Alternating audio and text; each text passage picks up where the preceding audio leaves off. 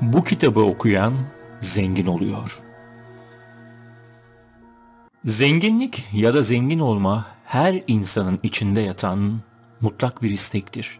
Zengin olanlar ise hep daha fazlasını arzu eder. Bu istek ve arzu insanoğlunun en büyük içsel güdülerinden biridir. Geçmişte olduğu gibi gelecekte de bu istek hiç değişmeyecektir. Zenginlik için insanlar pek çok farklı şey yapmıştır. Yasal ve yasal olmayan. Ticaret, define avcılığı, korsanlık, değerli madenler arama ve belki de içlerinden en çok bilineni simya ve büyü yoluyla zenginliğe ulaşmak. Kurşunu altına çeviren felsefe taşını aramak, sihrin gizemli ve karanlık dehlizlerinde yol almak, güç, zenginlik ve mevki için ruhunu şeytana satmak ve son olarak büyük kitaplarına ulaşmak. Şimdi size böyle bir kitaptan bahsedeceğim. Bu öyle bir kitap ki gerçekten onu okuyup anlayana ve içerdiği tılsımları tam olarak yapabilenlere her şeyi vaat ediyor. Zenginlik, doğanın güçlerine hükmetme, uzun yaşama ve videonun devamında da görebileceğiniz pek çok özellik. Ama belki de ilginizi çekecek şey, zenginlik dışında bu kitap sizlere kötü ruhları ve vampirleri çağırmayı, kontrol etmeyi vaat ediyor. Fransızca'da La Poule özü d'or, yani altın bırakan tavuk olarak da bilinen Black Pullet, nekromansi ve kabala sanatı da dahil olmak üzere büyülü tılsımlar ve yüzükler bilimini öğretmeyi öğrenen bir Grimoire'dur. Grimoire ise bir kara büyü kitabıdır. Bir büyücü için gereken tüm bilgilerin olduğu, ruh çağırmak ve büyü yapmak için gerekli olan her şeyi içeren bir kitaptır. Fakat Grimoire'lar ağır ve neredeyse anlaşılmaz kitaplardır. Genellikle ölü lisanlarda yazılırlar ve çok gizli bilgileri içerirler. Kitabın 18. yüzyılda Napolyon'un ordusunda görev yapan isimsiz bir Fransız subay tarafından yazıldığına inanılmakta. Metin, Napolyon liderliğindeki Mısır seferi sırasında bir Fransız subaya odaklanan bir anlatı şeklini almakta. Müfrezesi aniden Arap Bedeviler tarafından saldırıya uğradığında Fransız subay saldırıdan kaçmayı başarır. Ancak hayatta kalan tek kişidir ve ağır yaralıdır. Yaşlı bir Türk aniden piramitlerin içinden çıkar ve Fransız subayı piramitlerden birinin içindeki gizli bir daireye götürür. Büyük piramitteki gizli bir odada yaşayan bu gizemli yaşlı adam tarafından birçok yarasından ve kesin ölümden kurtarılır. Bu arada Ptolemy kütüphanesinin yakılmasından kaçan eski el yazmalarından büyülü öğretileri onunla paylaşırken o tekrar sağlığına kavuşur. Ayrıca odanın içinde altın ve mücevherlerden oluşan hazine sandıkları vardır. Daha da dikkat çekici olan garip adamın her türlü ruhsal varlığı istediği zaman çağırma gücüdür. Ayrıca öğretileri ile siyah yengeç veya altın yumurtlayan tavuk yaratma, sihirli tılsımlar ve yüzüklerin bilimi, ölüleri çağırma sanatı, kabala, doğa ruhlarını kontrol etmek, vampir ve kötü ruhların çağrılması, gizli bilimlerin edinilmesi, hazinelerin keşfi için tüm varlıklara komuta etme gücünün elde edilmesi gibi güçleri barındırmaktadır.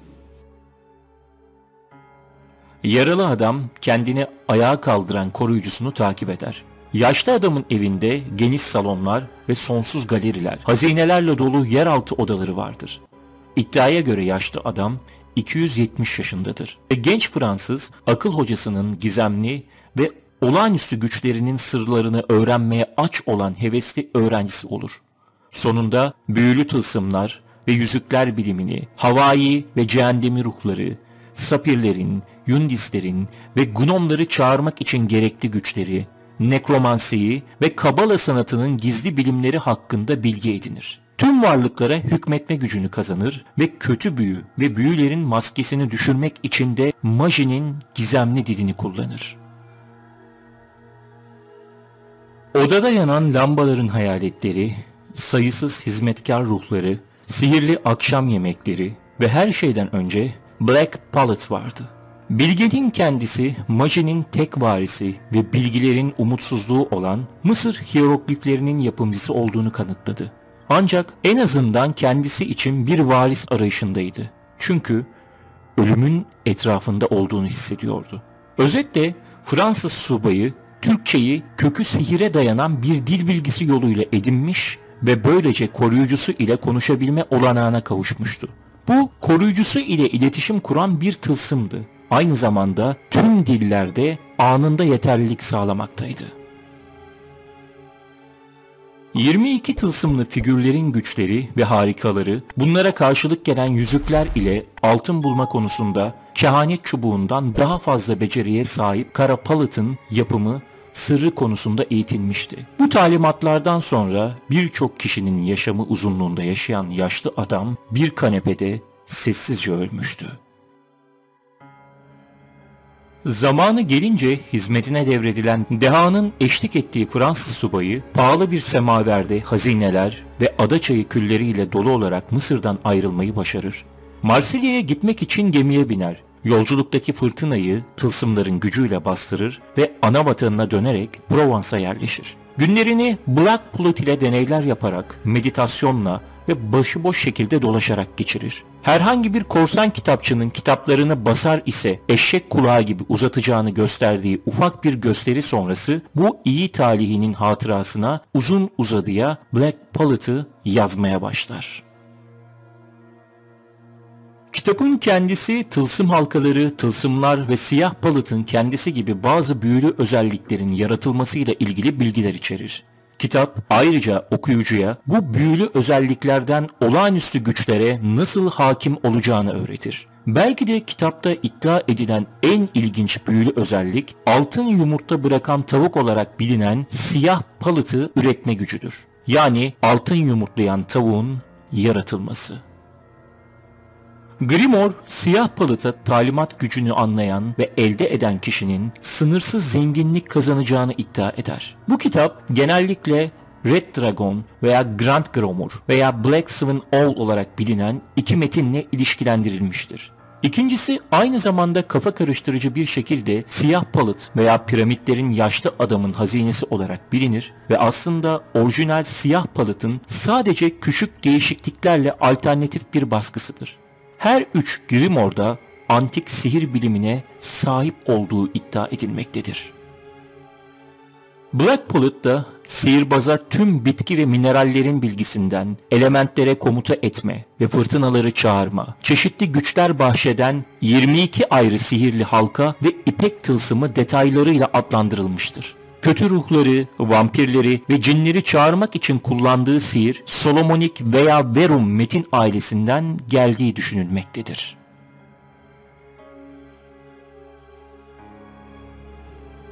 Bununla birlikte metin çelişkilidir ve belki de tartışmalıdır. Çünkü kendisi plakalarla ve majilerin dili ile tamamlanmış büyülü bir metin olarak sunarken daha benzer şekilde okunup biçimlendirilmiştir. Black Pullet kendi döneminde çeşitli tarihlerde küçük değişikliklerle yeniden ortaya çıktı. Bir zamanlar piramitlerin yaşlı adamının hazinesi olarak, ardından Kara Skren Baykuş adı altında bir devam kitabı olarak son yıllarda Paris'te bibliografiye yönelik bir baskıyla yeniden basıldı.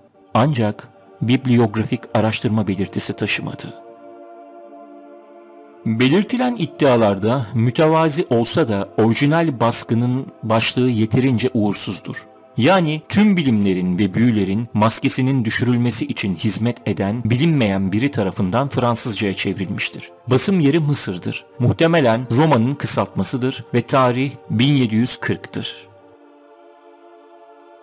Piramidin yaşlı adamına hizmet eden cinlerin çağrılması için şunu söylemek yeterlidir. Tramotos, Benesser, Fleanter. O zaman 33 çeşitli zeka tarafından kuşatılmakla yükümlüsünüz. Düşüncelerinizi almak için Litan, İzer, Osnap deyin.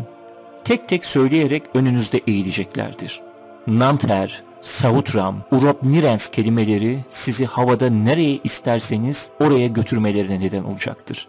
Tek kelime, Rabiam söyleyince sizi kendi yurdunuza döndürürler. Bununla birlikte ustanın tılsımları ve yüzükleri ile güçlendirilmeleri gerekir. Ancak bunlar ucuz bir işlem değildir. Bu yüzden piramidin içindeki yaşlı adamın dolabında değerli metallerden yapılmış yüzükler ve mücevherler göz kamaştırmaktaydı. Kitabın ilk baskılarından biri olduğu söylenen orijinal dijital taramasına özel bir koleksiyonerden rica ederek eriştim. İnternette pek çok sahte ve ismi aynı olup içerikleri farklı versiyonları bulunmakta. O yüzden pek itimat etmemekte yarar var. Ayrıca bu gibi durumlar filmlerdeki gibi basit şekilde olmamakta. Size verilen veya bahşedilen bir şey, bir güç, bir istek, karşılığında sizden istenilen ve daha sonra çıkacak bir değer mutlaka bulunmakta. Şunu unutmayın arkadaşlar, bedava peynir sadece fare kapanında olur.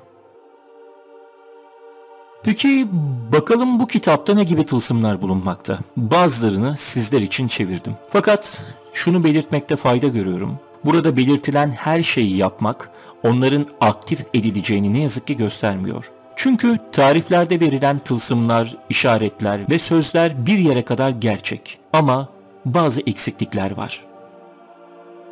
Bunlar da kullanılan lambalara atılan yağlar, yıldızların konumu, işaretlerin yazılma ve çizilme sırası, kullanacak kişinin ruhsal durumu ve benzeri gibi pek çok eksik kalmış kısımlar var.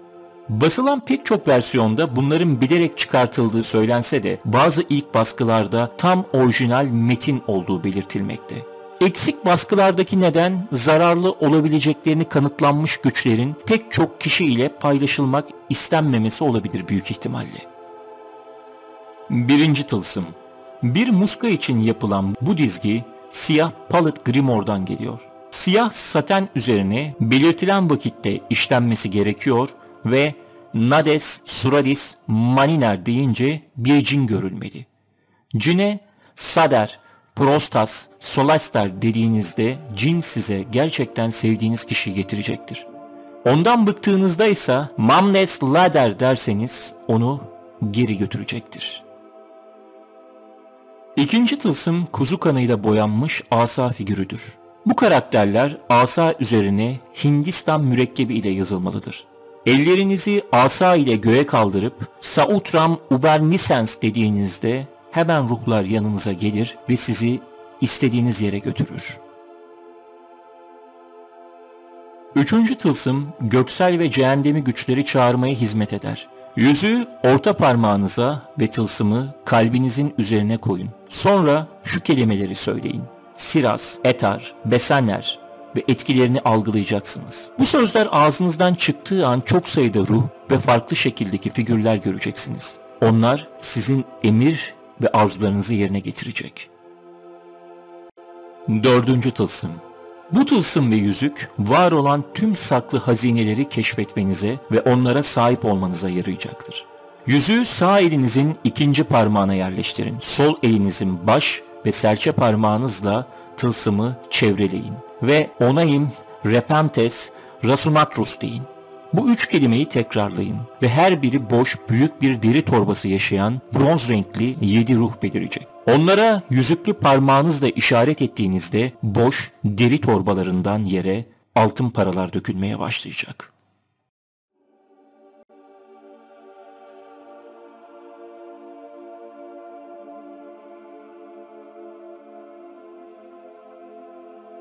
Toplamda 22 yüzük ve tılsım var ve hepsinin kullanımı ve uygulayışı çok farklı.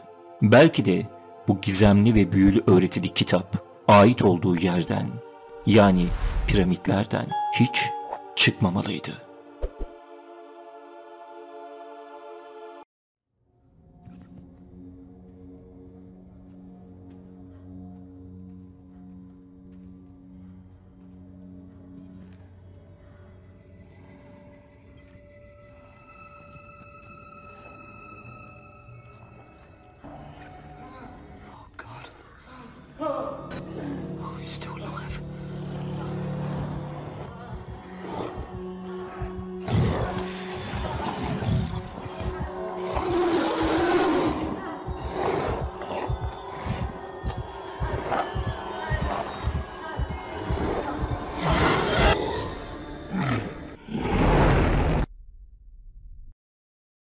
Videolarımızın devamı ve kanalımızın gelişmesi için abone olmayı unutmayın.